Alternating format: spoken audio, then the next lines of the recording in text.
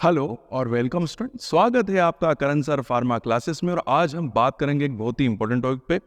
जैसे कि आप जानते हैं कि आज हम डिस्कशन करेंगे बेंजोइन कंडेंसेशन के बारे में।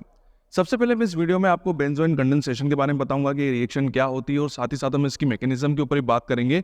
और वीडियो के अंत में हम बेंजोइन कंडेंसेशन से रिलेटेड कुछ इंपॉर्टेंट डिस्कशन भी करेंगे। इसका क्या क्या यूज होता है, इसका इंडस्ट्रियल यूज क्या है, उसके ऊपर हम डिस्कस, जो कि आपके लिए जीपेड या जो बाकी जो कॉम्पिटिटिव एग्जाम होते हैं जो फार्मेसी से रिलेटेड होते हैं वहां पर ये इंपॉर्टेंट होंगे। तो ज्यादा समय नहीं गवाते और वीडियो स्टार्ट करते हैं। तो सबसे पहले हम समझते हैं कि इस रिएक्शन के अंदर होता क्या है। तो देखिए यहाँ पर बेसिकली इस रिएक्शन के अंदर एरोमेटिक एल्डिहाइड्स जो होते हैं वो पार्टिसिपेट करते हैं। और एरोमेटिक एल्डिहाइड के 2 मोल्स किसकी प्रेजेंस में, एक्वस एल्कोहलिक KCN और NaCN की प्रेजेंस में रिएक्ट करते हैं।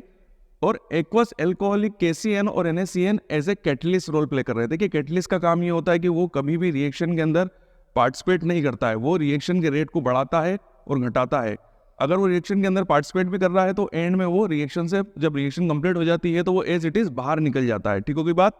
तो कैटलिस्ट का रोल कौन प्ले कर रहा है, एक्वस एल्कोहलिक KCN और NaCl। और हमको क्या इसका जो प्रोडक्ट होगा वो मिलेगा हमको अल्फा हाइड्रोक्सी कीटोन। जी हाँ, यहाँ पर हमको जो प्रोडक्ट मिलता है वो होता है अल्फा हाइड्रोक्सी कीटोन। ये क्या होता है इसको मैं बताऊंगा भी कि इसको क्यों बोला गया है अल्फा हाइड्रोक्सी कीटोन, क्योंकि यहाँ पर अल्फा हाइड्रोजन होता है, ये अल्फा कार्बन होता है और अल्फा कार्बन में हाइड्रोक्सी ग्रुप जुड़ा हुआ होता है, इसीलिए इस प्रोडक्ट को एक नाम हो रहा है अल्फा हाइड्रोक्सी कीटोन। अब हम इस रिएक्शन को समझते हैं एग्जाम्पल के थ्रू। तो यहाँ पर मैंने एरोमेटिक एल्डिहाइड लिए क्योंकि ये रिएक्शन एरोमेटिक एल्डिहाइड्स के अंदर होती है, और एरोमेटिक एल्डिहाइड लिया है मैंने बेंजल्डिहाइड। तो यहाँ पर 2 मोल्स होते हैं, इसीलिए 2 मोल्स लिए हैं बेंजल्डिहाइड के। एक बेंजल्डिहाइड ये है, दूसरा बेंजल्डिहाइड है।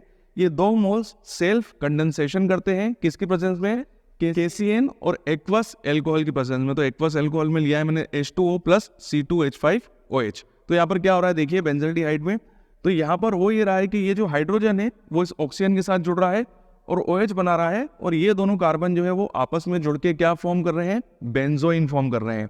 तो हम इसको एक नाम मैंने बोला था आपको कि क्या होता है, अल्फा हाइड्रोक्सी कीटोन। तो यहाँ पर देखिए ये जो ग्रुप है, जो कीटोन ग्रुप है, उसके पास वाला जो कार्बन होता है इसे हम अल्फा कार्बन कहते हैं, और उसके बाद वाला जो कार्बन होगा उसके हम बीटा, फिर उसके बाद गामा। तो जो ठीक पास वाला है it is called alpha carbon, और उससे हाइड्रोक्सी ग्रुप जुड़ा हुआ है, इसीलिए इसको एक नाम और है, it is called alpha hydroxy ketone बोला जाता है। ठीक है, तो बिल्कुल सिंपल रिएक्शन है। 2 बेंजल्डिहाइड है, एरोमेटिक एल्डिहाइड है, आपस में कंडेंसेशन कर रहे हैं किसकी प्रेजेंस में, KCN और एक्वस एल्कोहल की प्रेजेंस में, और अल्फा हाइड्रोक्सी कीटोन जो है वो सिंथेसाइज हो रहा है। अब हम इसके मैकेनिज्म के ऊपर डिस्कशन करते हैं। तो चलिए अब हम बेंजोइन कंडेंसेशन की मैकेनिज्म को समझते हैं। बिल्कुल सिंपल मैकेनिज्म है और ये केवल 2 स्टेप पे होती है। पहली स्टेप जो है उसमें साइनाइड आयन जो है वो रिएक्ट करेगा बेंजल्डिहाइड से और कार्बन आयन A बनाएगा। तो देखिए क्या होता है यहाँ पर, ये हमारा बेंजल्डिहाइड है और ये आपका साइनाइड है।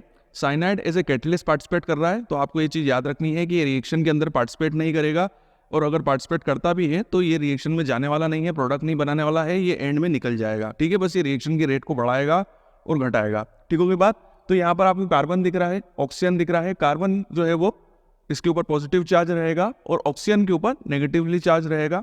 ठीक है, क्योंकि इनकी इलेक्ट्रोनेगेटिविटी के हिसाब से। ठीक होगी बात। तो कार्बन जो है पॉजिटिवली चार्ज है। वहीं जो हमारा साइनाइड आयन है वो एक न्यूक्लियोफाइल की तरह रहेगा। न्यूक्लियोफाइल जो कि इलेक्ट्रॉन रिच होते हैं और हमेशा पॉजिटिव चार्ज के ऊपर ही अटैक करते हैं, इसलिए साइनाइड जो है वो कार्बन से आके जुड़ जाएगा। तो यहाँ पर आपको दिख रहा है साइनाइड जुड़ गया है और ऑक्सीजन के ऊपर नेगेटिव चार्ज आ गया है। यहाँ पर एक चीज देखेंगे, जो हाइड्रोजन होगा ये हाइड्रोजन कभी ऑक्सीजन के पास जाएगा और ये कभी यहाँ आ जाएगा, मतलब हाइड्रोजन की शिफ्टिंग जो है वो कंटिन्यूसली चलती रहेगी। इसलिए मैंने इस तरीके का निशान बनाया है, मतलब कभी ये वाला मॉलिक्यूल बनेगा, कभी ये वाला मॉलिक्यूल बनेगा, क्योंकि हाइड्रोजन जो है वो ऊपर नीचे मूव करता रहेगा। तो ये हाइड्रोजन जो है वो ऑक्सीजन के पास जाके OH आयन बना लेगा, यहाँ पर OH लग जाएगा और कार्बन के ऊपर जो ऑक्सीजन का जो नेगेटिव चार्ज है वो कार्बन के ऊपर आ जाएगा। तो जो हाइड्रोजन का मूवमेंट है वो कंटिन्यूसली चलता रहेगा। अगर हाइड्रोजन जो है वो जब ऑक्सीजन के पास जाएगा तो ऑक्सीजन का जो नेगेटिव चार्ज होगा वो कार्बन को मिल जाएगा, और जब आपका हाइड्रोजन है वो कार्बन के पास आएगा तो नेगेटिव चार्ज जो है वो ऑक्सीजन को मिल जाएगा। तो यहाँ पर हमको हमारा कार्बन आयन A जो है वो मिल चुका है। अब ये कार्बन आयन A मतलब हमारी अब सेकंड स्टेप चालू होती है। यहाँ पर हमारा कार्बन आयन A जो है वो दूसरे बेंजल्डिहाइड मॉलिक्यूल के साथ रिएक्ट करेगा, क्योंकि यहाँ पर बेंजल्डिहाइड के 2 मोल्स जो होते हैं वो आपस में रिएक्ट करते हैं। तो ये है हमारा कार्बन आयन A और ये हमारा बेंजल्डिहाइड। कार्बन के ऊपर नेगेटिव चार्ज है कार्बन आयन A के ऊपर, नेगेटिव चार्ज है तो ये कार्बन इस कार्बन के साथ जुड़ जाएगा, तो ये दोनों जुड़ चुके हैं। क्यों जुड़ गए हैं? क्योंकि कार्बन के ऊपर पॉजिटिव चार्ज है, इसके ऊपर नेगेटिव चार्ज है, नेगेटिव पॉजिटिव के साथ जुड़ेगा और हमको एक मॉलिक्यूल मिलेगा। यहाँ पर आप देख रहे होंगे तो OH और ऑक्सीजन। अब यहाँ पर भी हाइड्रोजन की शिफ्टिंग स्टार्ट हो जाएगी, जैसे यहाँ पर हो रही थी सेम यहाँ भी होगी।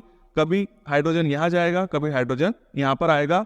हाइड्रोजन की शिफ्टिंग यहाँ पर मैंने लिखा हुआ हाइड्रोजन शिफ्ट होगा, यहाँ पर भी हाइड्रोजन शिफ्ट होगा।